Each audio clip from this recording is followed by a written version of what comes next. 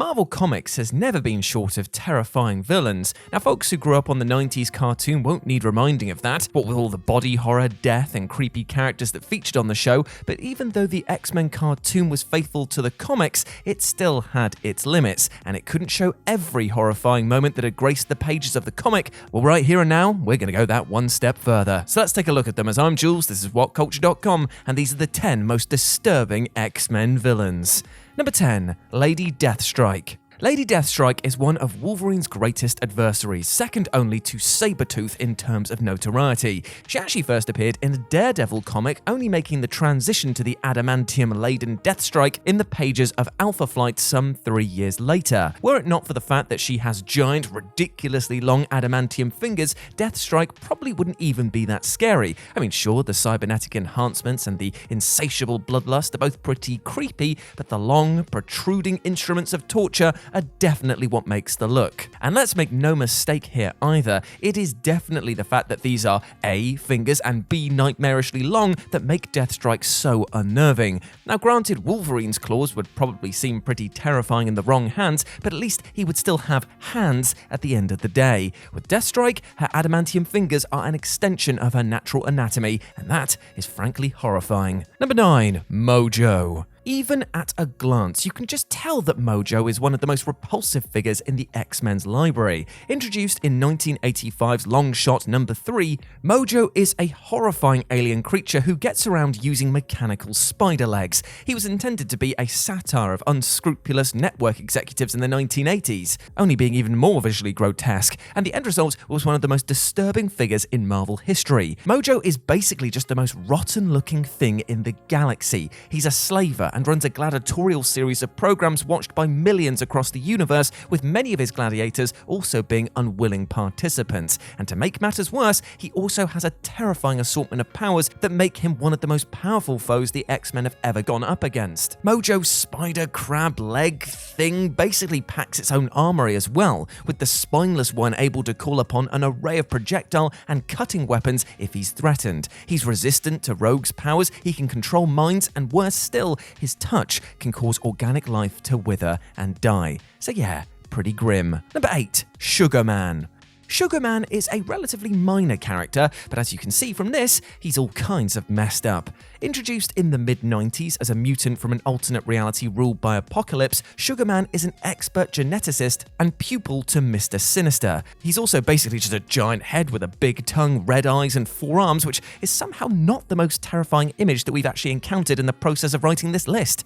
True, it's possible to derive some comedy from the character's appearance. I mean, his upper left arm has a love heart tattoo that has sugar written in the middle, but all of that flies away the instant you realize what his powers actually are. Because you see that tongue? Well, it's actually razor sharp and can cut through anything, and I mean anything, which basically puts Toad out of business as the strongest tongue-wielding mutant to have fought the X-Men. His teeth are also razor sharp, and he has claws instead of nails, and he can change his size at will.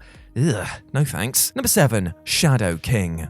For all that the more physically grotesque mutants have managed to disturb readers over the years, there's another category out there that opens up all sorts of horrifying possibilities, and those are the telepaths. Yes, Marvel's most famous and beloved telepath may be Professor X, but have you ever considered what might happen were he to turn evil? I mean, just think about it. With that power, Charles Xavier could dominate the mind of whichever person he chose, causing unprecedented harm to his victim, or even using them to advance his own position, say to attain fame and fortune. Although the Shadow King has so far ignored the latter temptation, he has done the former time and time again. They were the very first mutant evil that Xavier encountered, which inspired him to found the X-Men shortly after. Still, even with the X-Men out there acting as a deterrent, the Shadow King has re-emerged time and time again, enacting unspeakable horrors on his victims as a literal manifestation of human nightmares. Oh, and I guess the razor-sharp teeth and claws don't make things any easier on the eye. Number 6. Cassandra Nova. Shifting attention from one terrifying telepath to another now, with Cassandra Nova of course ranking amongst the most notorious X-Men villains to have ever hit the page. Created by Grant Morrison and Frank Quitely during their lauded run on New X-Men, Nova is something that's known as a mummadry, a parasitic being that can manifest as a physical presence. Unfortunately for Charles Xavier, this occurs when he's in the womb that he happens to be occupying. Cassandra copies Charles's DNA and, after developing hands, attempts to strangle the future X-Men leader with his own umbilical cord. This causes Charles to fend her off with a psychic blast, prompting a miscarriage and several decades worth of feuding between the two. Nova is effectively the anti-Professor X and has committed some truly despicable acts over the years, most infamously committing a genocide on the mutant nation of Genosha. Scarier still, Nova has all of the access to the abilities that Charles has, including those that he hasn't yet accessed, including telekinesis, physical intangibility, and the ability to remain undetected by even the most seasoned telepaths. These powers have led to all sorts of gruesome encounters,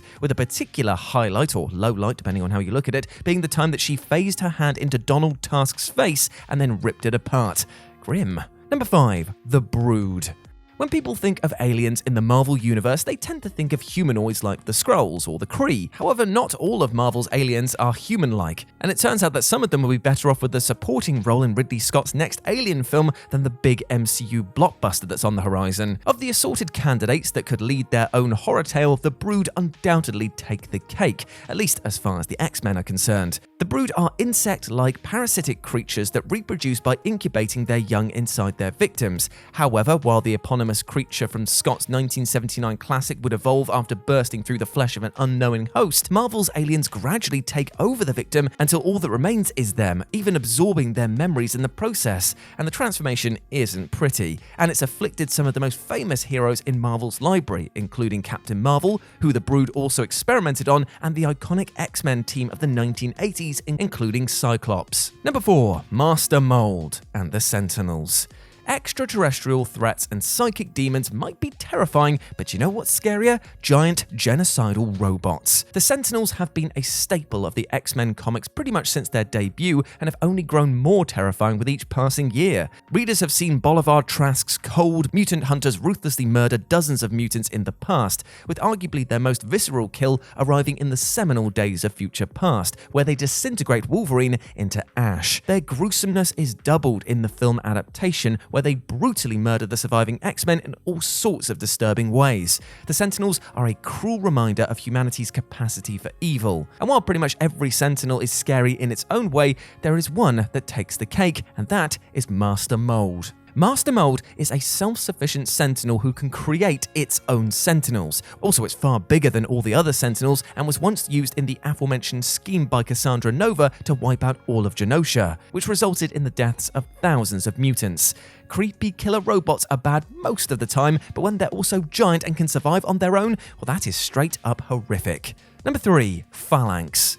The fear of the unknown has been guiding science fiction pretty much since the genre's inception, and when it comes to the X-Men, there's no foe that really exemplifies that far more than Phalanx. Introduced in the 90s, but only really recently making truly scary headway in last year's House of X, Powers of X storyline, the Phalanx are a cybernetic alien species developed and controlled through a sole artificial intelligence. They expand across the universe as they please, consuming all in an unending quest for knowledge. The Phalanx came to Earth 1,000 years in the future, having been summoned by a being known as the Librarian, a member of the post-human society that now rules the planet. Now, the Librarian wishes for his fellow synthetics to transcend their physical state, existing only as part of the Phalanx hive mind and beyond the confines of time and space. And this combination of the Phalanx and the Homo Novissima, which is the name given to synthetic beings that evolve beyond Homo sapien and Homo superior, represent a terrifying end for humanity's evolution, and it's one that I'm sure that no one will be rushing towards in a hurry. Number 2.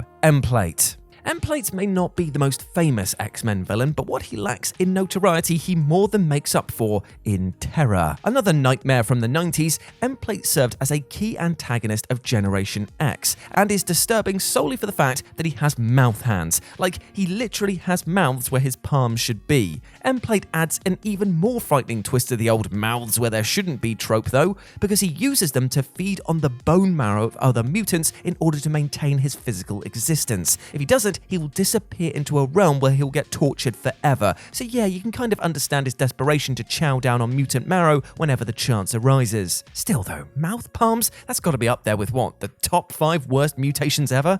And number 1, humans. Just all of them. Look, I get you. You've just got to the end of this list video and found out that the last entry is you. It's probably about as lame as those museum exhibits on the world's most dangerous animals that end up with a mirror staring you in the face. But equally, what other characters have caused as much harm to mutant kind than humanity? We're kind of the worst. Humans have been persecuting mutants for decades now, and that prejudice and persecution invariably leads to disaster. Whether it's the Sentinels massacring mutants by the dozens, or humans literally sacrificing their own humanity in the aim of self-preservation and anti-mutant hatred, it is ordinary human beings who have committed the most heinous acts in the X-Men's history. Yes, you could argue that Apocalypse is also pretty awful, so too could you argue the same of Mr. Sinister or maybe even Omega Red, but neither of them are real. The reason why human horror hits so close to home in these books is because it reminds us of the William Strikers and the Robert Kellys of our open world, and how we're no closer to defeating them nearly a century on from humanity's darkest hour. The hate, the cruelty, it really is the most disturbing foe of all. No ghastly ghoul or freaky mutant even comes close to matching it. And there we go, my friends. Those were the 10 most disturbing X-Men villains. I hope that you got something from this video. And if you'd like to chat to me further, you can do so over on Twitter at RetroJ0, or you can swing by Live and Let's Dice, where I do all of my streaming outside of work, and it'd be great to see you over there, my friends. As always, I've been Jules. You have been awesome. Never forget that, and I'll speak to you soon. Bye.